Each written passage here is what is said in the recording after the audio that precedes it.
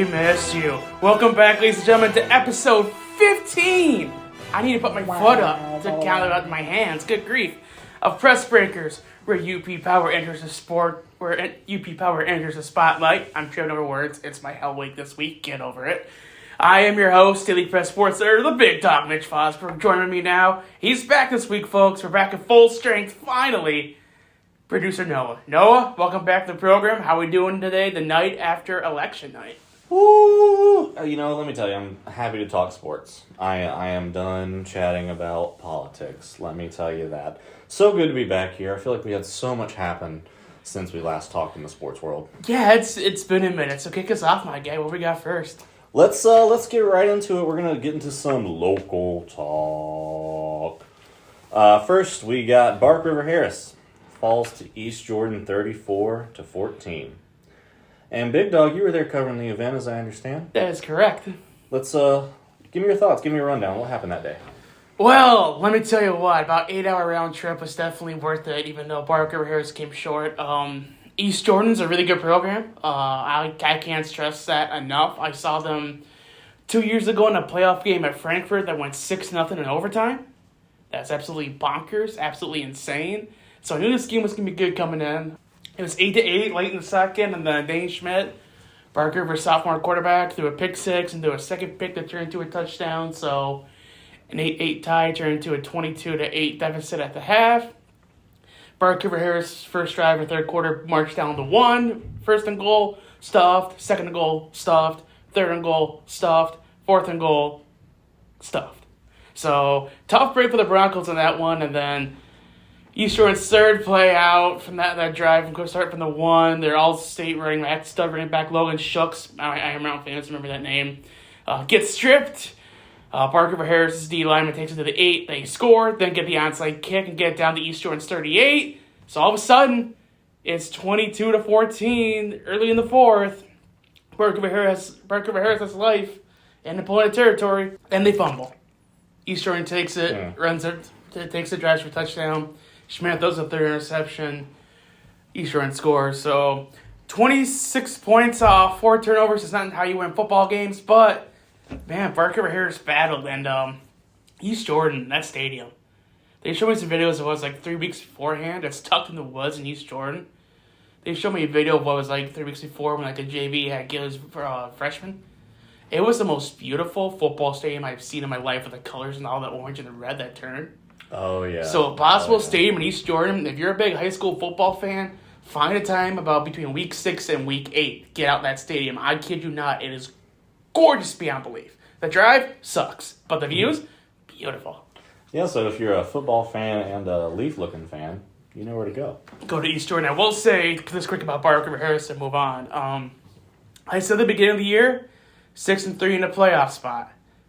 They finished 5-4, made a playoff spot, and if some of the turnovers didn't happen, and maybe a first-year coach admitted to me that, his play calling wasn't up to snuff how he wanted it.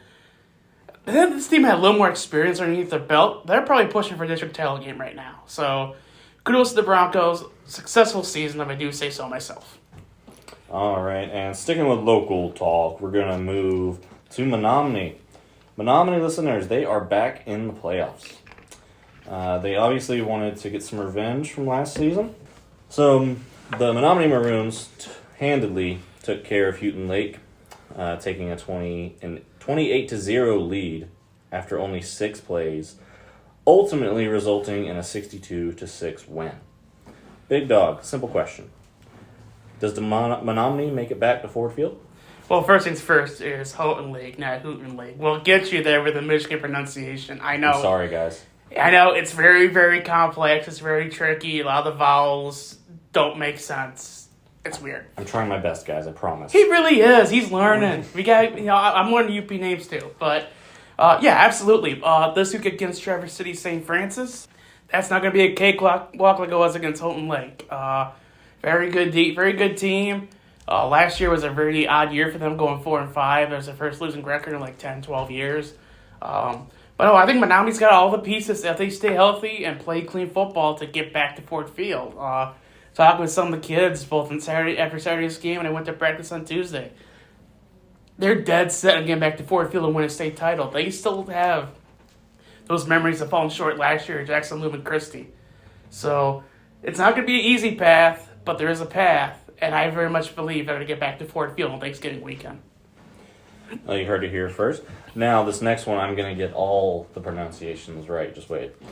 All right. We also had another matchup between North Central, and Gaylord. Gaylord St. Mary, excuse me. According to my notes here, all it took North Central was 250 yards of total offense, in addition to forcing 7 turnovers to easily win over Gaylord St. Mary, 58-0. Big Dog, do you think the Jets can win their 4th 8-player state title in 5 years? And mention, mind you, their 6th since 2015. They definitely have a shot. It all boils down to Friday's game at Crystal Falls Forest Park. It's a rematch of Week 9. North Central pulled the upset on the then number 1 Trojans. That's at Forest Park, and it's going to be a barn burner. I think the winner of this game is going to get to the state title game. I think the winner of this game is going to get to the Superior Dome. And kind of funny for me, if North Central kind of pulls this off and All Gray Sims falls in the regional title game, we're talking about a state semi game. For me personally, between North Central and Nakama, I'm not going to school in my old coverage area, my old job, the Man State News Advocate, which when I covered them, they were 1-8 and happy with that one win. Now, 2 years later, they're in a regional title game, so good for them. That'd be just fun for me personally. But yeah, if North Central can get by Crystal Falls Forest Park, they're going back to the Superior Dome. I think they have a good shot at winning it all. I know they have a chip on their shoulder. I know people are viewing them as the underdog, and they honestly love that. They are embracing that. It is terrifying. I went to practice out there last Tuesday, and sometimes we get playoff teams, you get teams that are uptight. They're nervous. They act weird. They're out of character. These kids were just as loose as could be. It was so insane. They're just so comfortable. They're so confident. Again, the winner of this game is going to get to the state title game, and they're going to win the state title game for D2. So, if you got nothing to do Friday night out in Crystal Falls, I go watch the Jets and Trojans.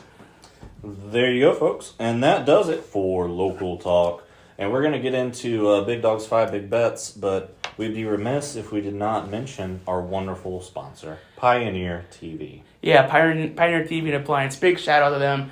Big sponsors here of the program here, of the show you're listening to right now. So, yeah, anything you need to watch sports, you need appliances, you need microwaves, stoves, TVs, surround sound systems, furniture.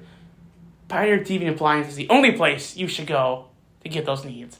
Don't trust any random John or Jane Doe. Don't trust any expert. Trust your neighborhood experts at Pioneer TV and Appliance, located at 1116 Ludington Street in beautiful downtown Escanaba. And thank you to Pioneer. I'm going to be heading there this weekend because guess what? I need a new microwave. Hey, there you go. So thank you to Pioneer. We'll see you soon. But moving right along, let's get into Big Dog's Big 5 Bets. All right, Big Dog, you went 4-1 on the money line and against the spread last week. Yes, and the over-under bet hit. We're done with over-under bets, I assume. Point, nudge to that person who was helping me out with that. Anyway. And looks like, let's see, your total rankings now, 23-21 on the money line, 21-23-1 against the spread. And you are 0-3 over and under in 2024. Yeah, sad face. Well, it's okay, Big Dog. Let's lift your spirits and tell me what you like this week. Well, this week, what do I like? So, the first game I like. Well, the Lions looked halfway decent against the Packers, right? They got outgained almost 2-1 in yardage and still won. Lions are red hot. Goff's playing out of his mind. Honestly, if Dan Campbell was smart with time management against Tampa game, they're undefeated right now. Absolutely. Yeah. So this tells me they're due for a blowout game. This tells me they're due, and now they're playing at Houston on Sunday Night Football. Houston's coming off a long week of rest after a Thursday night game. Yes, they're a little short-handed receiver, but again, I think Detroit's just due for a blowout game. Houston's not a bad team either. By any stretch of the imagination, they still got really good quarterback, really good edge rushers. So I like Houston to win this game. Give me Houston here 30-27 at last second field goal. Ooh, going to be a nail biter on that one.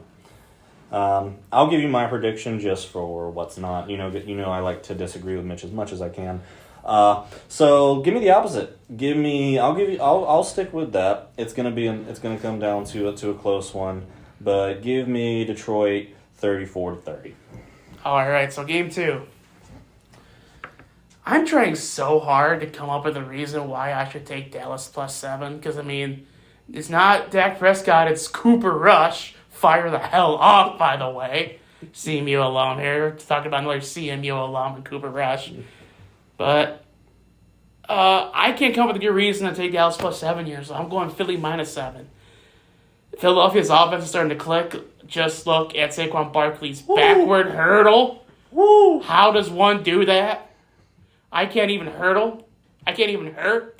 I can't even dull. But he has a backward hurdle. Philadelphia's offense is clicking, and all my reasons to try and go for Dallas right now has an error for a one message with it. So I don't like Dallas' defense at all. What I said after week 1 against Cleveland, well, it was against Cleveland. They were healthy. Give me Philadelphia here to win and cover out of the Eagles 31-21. Yeah, there's not much to disagree with you here on that. Although, what if Cooper Rush comes out and just balls out? But I'm going to stick with Philadelphia as well, giving them 30-14. All right, the Morlock parlay that almost hit last week. That went 0 for 3 2 weeks ago, which is even more impressive than 3-0, by the way. The first leg. So, remember we were talking 2 weeks in who we thought MVP was going to be? It's going to be Derek Carr, right? Yeah. That take aged like milk in a Phoenix sunstorm. Yeah. The Saints are toast. Dennis Allen's fired. Like I mentioned, he was the guy in the hot seat at the start of the year. Now Atlanta's starting to click. The Birds are going to walk into NOLA. They get a win here. Give me the Falcons here to win and cover 27-17. You like that? I do like that. Do you like that? That's our Kirk Cousins impression. I was thinking about that the other day when I was like, man, Derek Carr could be the MVP. Man, was I wrong. It was a fun first 2 games from New Orleans, but I think the paint is starting to come off and the ugly interior is starting to show. I love my Birds. Go Birds! Even though that's in reference to Philadelphia, I'm going to say it's into the Falcons. Give me the Falcons to handily take this one, to go in New Orleans. Give me 30-7.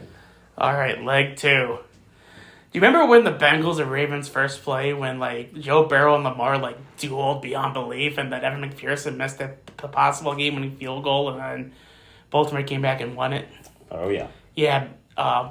Here's the thing with Cincinnati right now. They're 6-point dogs, and I'm taking them outright here. Cincinnati's 4-5 right now, and they gotta go. They gotta go right now. Because these 6-3 games, at Baltimore, at the Chargers, which got flexed on Sunday night, and number 1 defense in the league, then home against Pittsburgh, and that's never a given for Cincinnati. A couple false moves here, and the year goes to 4-8, and then everything they want just goes to... It all starts right here this week. Baltimore, as much as I love their offense with Lamar Jackson and Derrick Henry, choo-choo, the back end of defense is still like Swiss cheese, still has holes in it. So, I think Cincinnati gets revenge here. Give me the Bengals here to get a big win, 38-34. Fellow sports writer Mr. Adam Hench will be happy to hear you say that. He better be, damn it. But I'm gonna disagree. I think Baltimore is just too good. The combo in that backfield with Jackson and Henry. And Big Dog, have you seen the pictures taken of Henry when he is focused and running from the front? And listeners, I encourage you to take a look. His eyes are wide open, and he almost looks like he's smiling. It's terrifying. So that for that reason, I don't think that Cincinnati is going to be able to eke out a win. I do think it'll be close. I do agree with you there, but I think King Henry has another great game. Give me Baltimore. Give me Baltimore 32 to Cincinnati 28. Yeah, so I watched Henry in his first ever preseason game. The dude was a walking refrigerator, and his ponytail was thicker and probably could curl more than my right arm. The dude was insane. It's 1-on-1 with him, I swear to God. So, Morlock parlay leg number 3. My personal mortal lock this week. The Miami Dolphins have lost their last 3 games by a combined 10 points. They're now on their third brutally long road trip in the last 5 weeks. 3 weeks ago, they were in New England. Last week, they were in Buffalo, lost a heartbreaker. Now they trip out to LA. I don't know if you've seen a map, but trying to go from Miami to like Foxborough and to Buffalo and to LA, there's something short about those flights, especially back-to-back like that. Now you're putting the LA Rams coming off a big win against Seattle. They're starting to get healthy again with Cooper Kupp and Puka Nacua back in the fold. The young defensive players I was harping on the past month or two are starting to find their rhythm. This Rams team's about to do something bad to Miami. And I think about this line from The Dark Knight with Bane and Batman, that first fight. Oh, I was wondering what would break first. Your spirit or your body, as Bane drives Batman's back a few million pieces over his knee. This is the game where Miami's spirit breaks. Rams on Monday Night Football get a big win. Rams win 34-17. Miami Dolphins season dies right here. Yeah, I do like to disagree, but I can't disagree with you here. I think you're right. In addition to the poor play of Miami, LA starting to heat up. Plus, as Big Dog mentioned, that insane flight schedule. I think it's going to be too much for Miami, and I like your score. I think Rams win it 34-17. Do you know what a dying dolphin sounds like? Let me hear it. It sounds like. There you go. there it is. You heard it here first.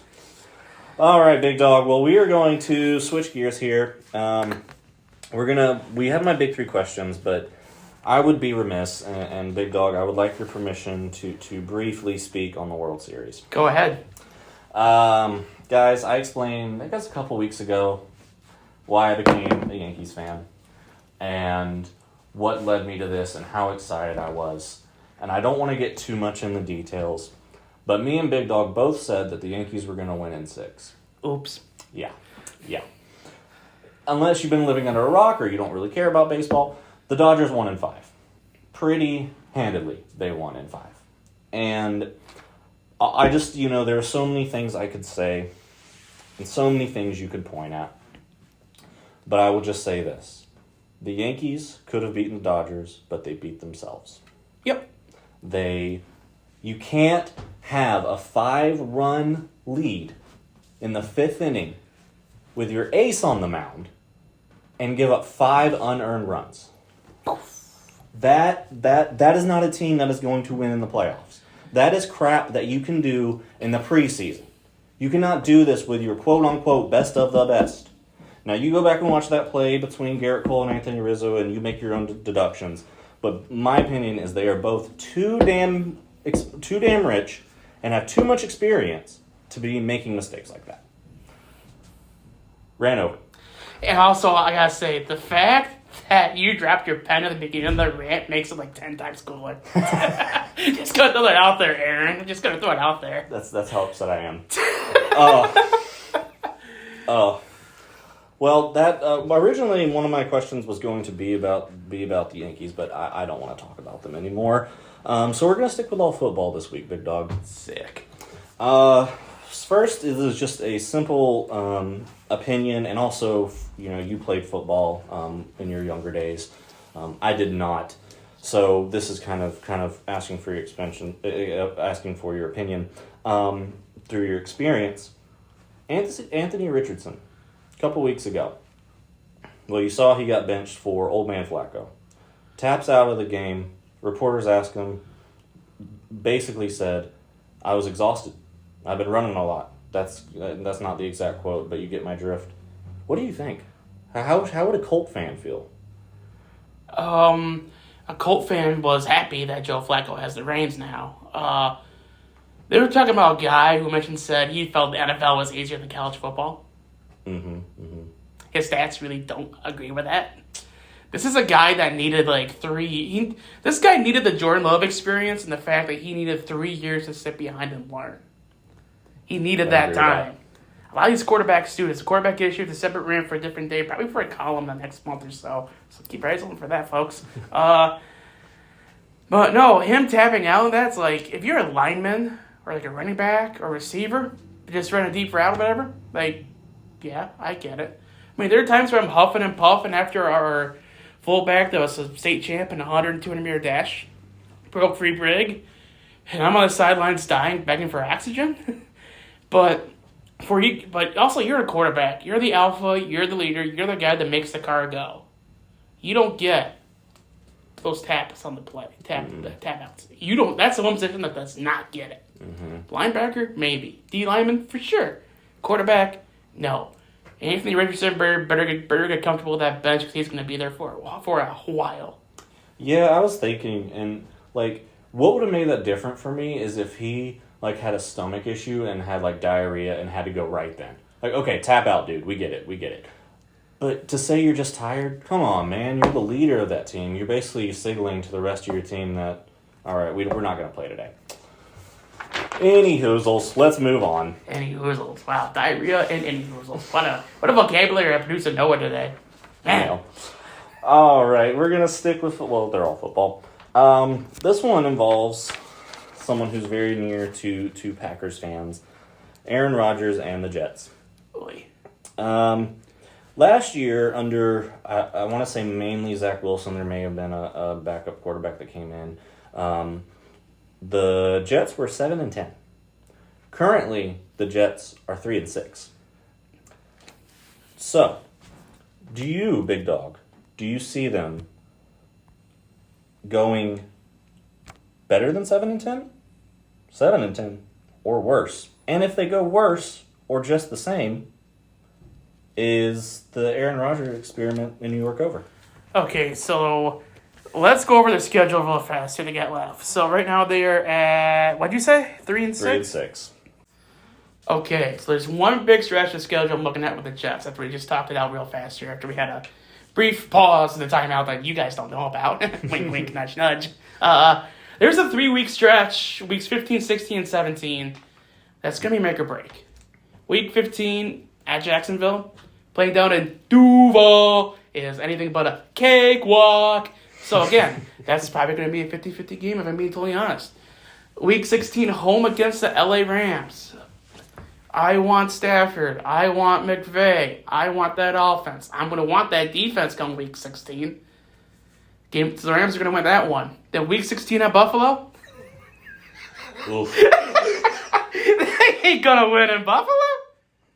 They ain't going to win in Buffalo. Their margin of error right now is too small. Way too small.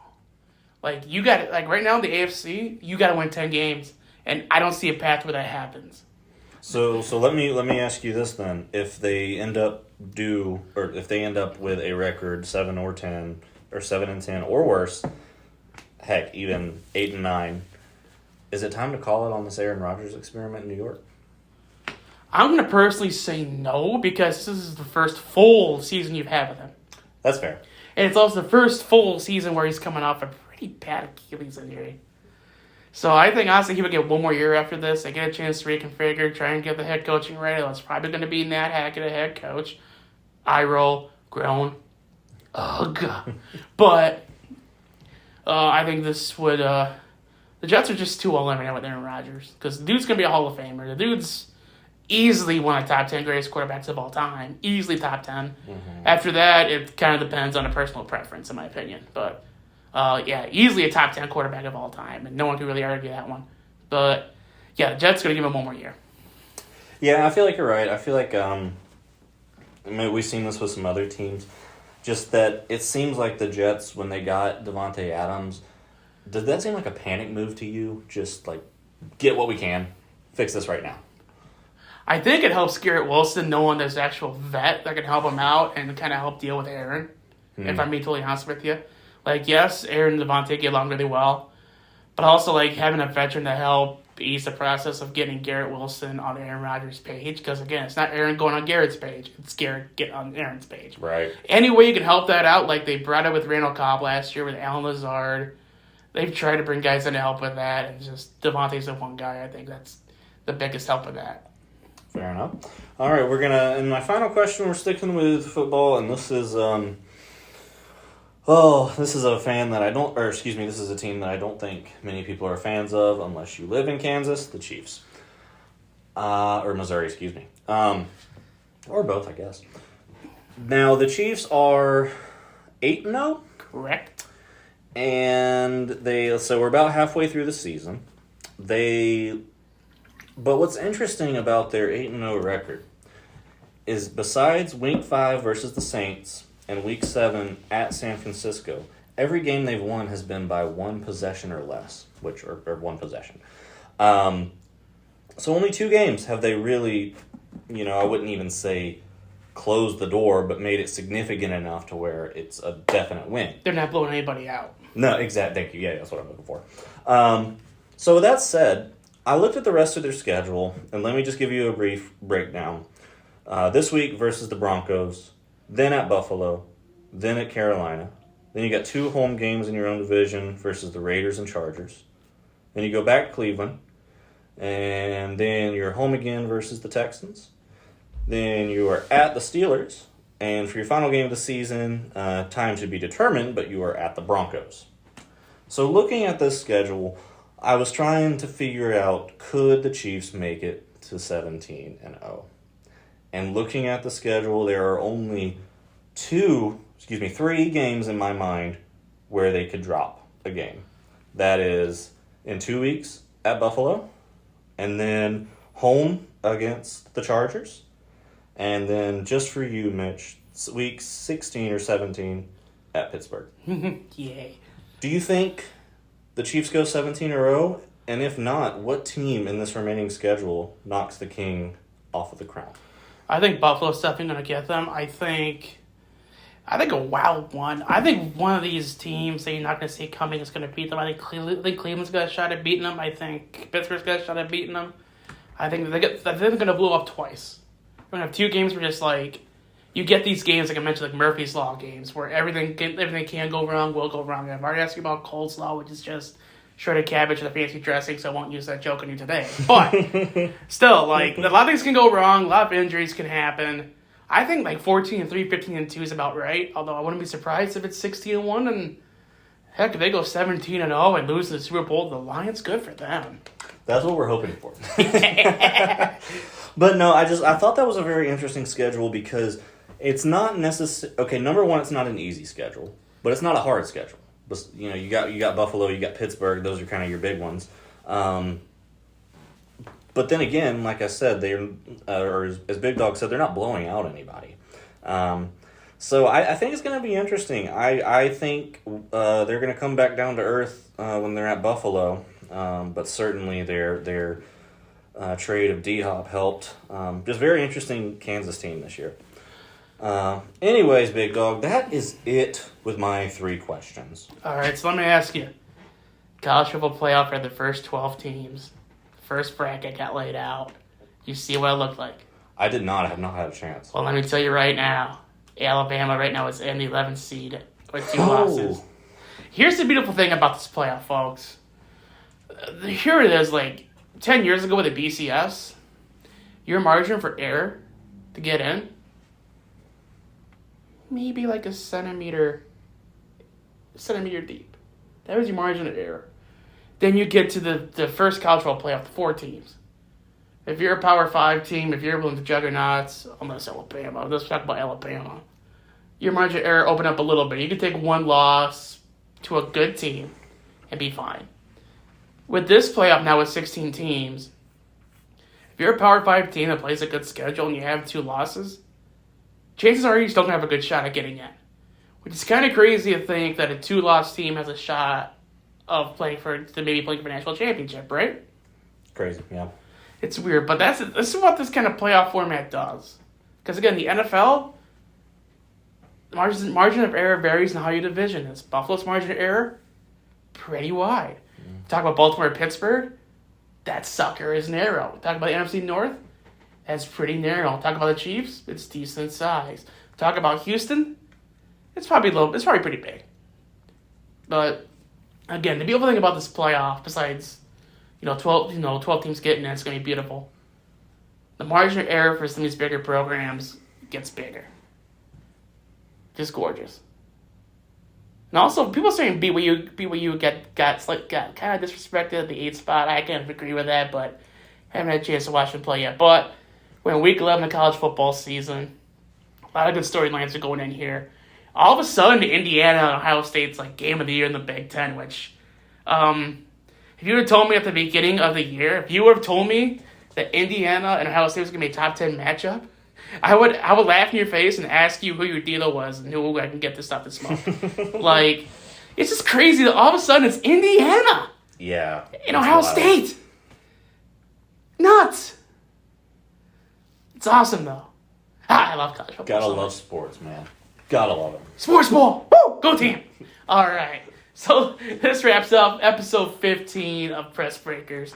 Thank you so much for listening. For producer Noah, I'm Daily Press Sports Editor, the Big Dog, Mitch Vosburg. Thanks for stopping by, and as always, keep your stick in the ice.